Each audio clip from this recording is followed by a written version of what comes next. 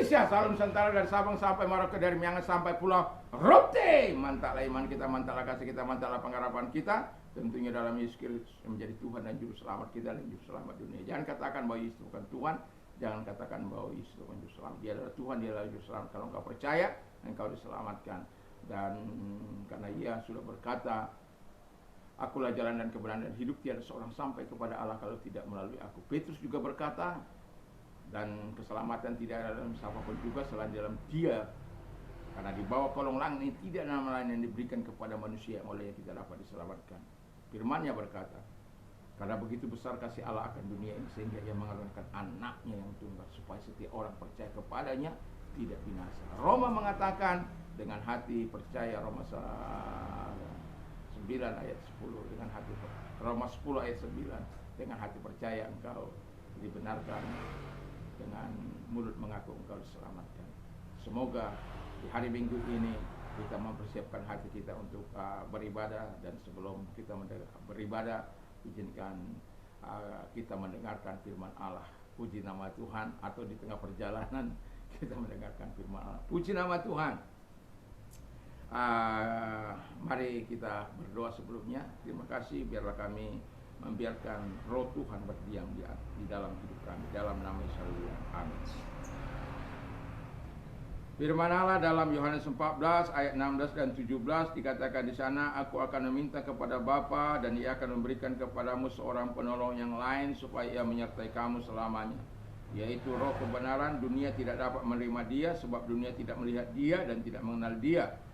Tetapi kamu mengenal Dia sebab Ia menyertai kamu dan akan diam di dalam kamu. Puji nama Tuhan. Ini sesuatu yang sangat luar biasa, di mana Tuhan menyatakan segala kebaikannya bagi kita, ya. Dia mau berdiam di dalam diri kita sebagai orang yang percaya. Dia mau tinggal dalam hidup kita sebagai orang yang percaya. Dan itu sesuatu yang sangat luar biasa, karena kita yang dibenarkan oleh darah Yesus, ya, ketika kita menerima Dia Roh Kudus berdiam di dalam diri kita. Ini ketika Yesus masih ada di dalam dunia ini, dan Alkitab mengatakan bahwa Dia akan, sebelum Dia pergi, Dia akan memberikan Roh Kudus-Nya. Dan saya yakin dan percaya ini sangat penting bagi kita untuk mengetahui. Mengapa saya katakan sangat penting? Kalau kita tidak mengerti bahwa Roh Kudus kita biarkan berdiam dalam hidup kita, kita tidak akan mendapatkan apa-apa. Dan itu sebabnya perlu kita membiarkan Dia berdiam dalam hidup kita, dengan kita mengerti bahwa apa manfaat Dia berdiam dalam diri kita. Tentu kita akan lebih bergairah dalam menyerahkan hidup ini kepada Dia. Yang pertama, agar Ia menyertai kita. Jadi Ia menyertai kita. Dan kalau Roh Kudus itu menyertai kita, tentu kita tahu bahwa kita sebagai pembacaan tadi, kita menerima Roh Kudus. Dunia tidak mengenal Dia, tapi kita mengenal Dia, dan Dia berdiam dalam diri kita. Kalau Dia menyertai kita, apapun dalam perjalanan ini, kita tidak perlu takut, tidak perlu khawatir, tidak perlu bimbang dalam menghadapi gejolak dunia yang hari-hari ini kita mungkin ada imbas bagi kita kehidupan orang-orang percaya. Tetapi kita tidak perlu takut, tidak perlu khawatir, tidak perlu bimbang, bahwa Dia yang menyertai kita tentu akan memberikan kita kekuatan, hikmat untuk mengatasi segala persoalan-persoalan yang ditimbulkan oleh keadaan ini. Dan percayalah bahwa Tuhan itu, Roh Kudus akan terus menolong kita untuk melewati masa-masa yang kita hadapi saat-saat ini. Dan yang kedua, kata firman Allah, ketika Roh Kudus berdiam dalam diri orang percaya, kita memuliakan Allah dengan tubuh kita. Saya baca dulu dalam 1 Korintus 6 ayat yang ke-9-10. Atau tidak tahu kamu bahwa tubuhmu adalah bait Roh Kudus yang diam dalam kamu, Roh Kudus yang kamu peroleh dari Allah, dan bahwa kamu bukan milik kamu sendiri, sebab kamu telah dibeli dan harganya telah dibayar. Karena itu, harganya telah lunas dibayar. Karena itu muliakanlah Allah dengan tubuhmu. Jadi agar ketika Roh Kudus berdiam dalam hidup kita, agar kita memuliakan Allah dengan tubuh kita ini, ya, bukan untuk melakukan hal-hal yang tidak baik, bukan menghasilkan buah-buah daging, buah-buah pemberontakan, buah-buah perlawanan kepada Allah dan firman-Nya, seperti yang dilakukan para polemikus di luar sana yang tidak percaya kepada Yesus. Mereka mencoba mencari celah, mencari yang mereka menganggap mereka berhikmat, tetapi sebenarnya mereka adalah orang-orang bodoh menurut firman Allah. Dan itulah sebabnya Alkitab mengatakan kalau kita didiami oleh Roh Kudus, kita akan memuliakan Allah. Karena ada di dalam saya baca dalam 1 Korintus 3 ayat yang ke-16, demikian bunyi firman Allah, demikian dikatakan di sana 16-17, tidak tahukah kamu bahwa kamu adalah bait Allah dan bahwa Allah diam di dalam kamu? Jika ada orang membinasakan bait Allah, maka Allah akan membinasakan dia, sebab bait Allah adalah kudus dan bait Allah ialah kamu. Jadi kalau kita tidak memuliakan Allah, lalu kita memuliakan dunia ini, memuliakan iblis, memuliakan setan, maka kita akan dibinasakan. Karena kita akan melawan Allah dalam tindakan-tindakan kita. Dan Alkitab katakan tidak akan pernah seseorang dapat melawan Allah, tidak pernah seseorang dapat melawan kehendak Allah. Dia tidak akan pernah bisa menang melawan kehendak Allah. Itu sebabnya kita dikatakan ketika Roh Allah berdiam dalam hidup kita, bukan kita melawan Allah, tapi kita memuliakan Dia dengan segala perbuatan-perbuatan yang dianugerahkan Tuhan untuk kita lakukan, perbuatan-perbuatan baik, perbuatan-perbuatan yang menyenangkan, perbuatan-perbuatan yang tidak melawan kehendak Allah. Ada perbuatan-perbuatan baik tetapi melawan Allah. Satu contoh, korupsi berjamaah, itu bagi mereka yang saling menolong, mereka baik itu. Iya kan, baik. Tapi tidak bagi Allah. Bagi mereka itu baik, saling tolong menolong. Tapi tolong menolong yang menghancurkan hidup mereka di masa kini maupun masa yang akan datang. Dan itulah sebabnya sebagai orang percaya, biarkan Roh Kudus berdiam dalam hati kita, menguasai. Biarkan Dia menguasai baik hati kita ini dan menyerahkan hati kita ini kepada Allah dengan sungguh-sungguh. Sehingga apapun, mungkin kita bisa marah, tapi tidak boleh kebencian, dendam, amarah yang berlebihan terus menguasai hati kita sehingga menimbulkan dendam. Itu tidaklah sifat Allah. Dan ketika kita mungkin gak suka, ya katakan saja gak suka, kan gampang saja.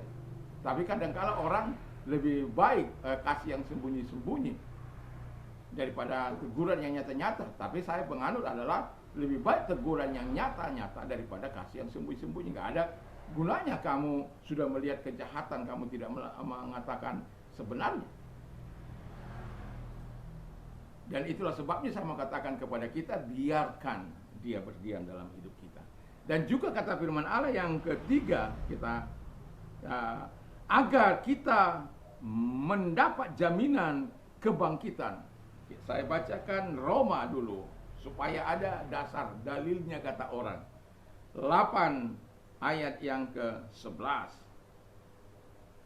Demikian, dan jika Roh Dia yang telah membangkitkan Yesus dari antara orang mati dan diam di dalam kamu, maka Ia telah membangkitkan Kristus Yesus dari antara orang mati, akan menghidupkan juga tubuhmu yang panah itu oleh Roh-Nya yang diam di dalam kamu. Jadi Dia dalam hal ini, Roh Allah itu membangkitkan kita, dan Dia membangkitkan kita, Bapa membangkitkan kita. Dan itu sesuatu yang sangat luar biasa. Dan yang terakhir kata firman Allah adalah ayat yang ke-9, saya bacakan. Tetapi kamu tidak hidup dalam daging, melainkan dalam roh, jika memang Roh Allah diam dalam kamu. Tetapi jika kamu tidak memiliki Roh Kristus, ia bukan milik Kristus. Haleluya. Jadi yang mau saya katakan di sini, agar kita berdiam dalam Roh Kudus. Karena kalau kita tidak, atau katakan begini, agar ada tanda, yang keempat ini, agar ada tanda kita berdiam dalam Roh Kudus atau tidak. Nah, itu sebagaimana kalau kamu ada Roh Allah, kamu milik Kristus. Kalau kamu tidak tinggal dalam Roh Allah, kamu tidak milik Kristus. Jadi ada tanda. Jadi bagi orang-orang yang memiliki Roh Allah, dia mendapatkan sesuatu yang luar biasa. Tapi bagi mereka yang tidak mendapatkan tanda itu, kebinasaan telah menanti dia. Dan itu sebabnya orang-orang percaya diharapkan mau berdoa terus kepada saudara-saudaranya, supaya siapapun itu, pada semua orang, pemimpin-pemimpin kata firman Allah, supaya apa? Anugerah keselamatan mereka boleh terima dalam kehidupan ini. Dan itu sebabnya Yesus katakan, pergilah, baptiskanlah mereka dalam nama Bapa, Anak, dan Roh Kudus. Dan bukan kita mau memindahkan orang kepada agama yang lain. Mereka, harapan kita, mereka mendapatkan Roh Kudus, karena dengan ketika mereka mendapatkan Roh Kudus, mereka tahu apa yang mereka akan perbuat. Mereka tidak akan bisa lari dari, kalau Roh Kudus sudah menaungi dia, berdiam dalam dia, Roh Kudus akan menolong dia untuk melakukan yang terbaik dalam hidupnya. Itu sebabnya orang-orang yang tinggal dalam Roh Kudus, menerima Roh Kudus, dia siap menerima segala tantangan, rintangan, persoalan yang dihadapi. Tapi kalau kita yang memindahkan, enggak, itu gak akan terjadi apa-apa. Dia akan tekanan, dia akan lari kembali. Tapi kalau Roh Kudus sebagaimana yang dimana Yesus memberikan tanda kepada dia akan melakukan yang terbaik dalam hidupnya. Dia akan hidup sebagaimana yang diarahkan Yesus kepada dia. Semoga Tuhan menolong kita untuk terus berdiam dalam dia, karena dengan berdiam dalam diri dia, kita mendapatkan sesuatu yang baik dari Bapa, Anak, dan Roh Kudus, dan kita menikmati segala anugerah, kekuatan, kekuasanya di dalam hidup kita. Biarkan Roh Kudus berdiam dalam hidup kita.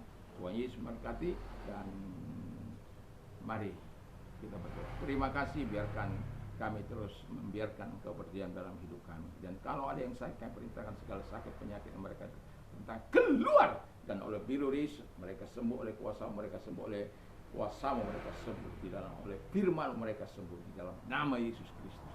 Dan bagi mereka yang menghadapi persoalan dalam hidup mereka, genggam mereka, kami tahu itu apa kesulitan, kami tahu apa itu kesukaran, tapi kami bersyukur punya Allah yang senantiasa memberikan kekuatan kepada kami dalam saat-saat di mana kami tidak berdaya. Dan itulah sebabnya kami berdoa kepadamu agar mereka terus mengandalkan Engkau, karena Engkau yang berjanji, marilah kepadaku hai kamu yang letih sudah beban berat, aku akan memberikan kelegaan bagimu. Tuhan memberikan kelegaan, kedamaian, sehingga mereka tetap kuat cakap menghadapi persoalan hidup yang mereka hadapi. Dalam nama Tuhan Yesus, kalau Engkau orangnya, mari angkat kedua belah tangan kita berdoa. Lihat tangan-tangan yang diangkat kepadamu, kami menyerahkan diri kepadamu. Tuhan tolong kami, semuanya tidak terkecuali, dalam nama Yesus Kristus.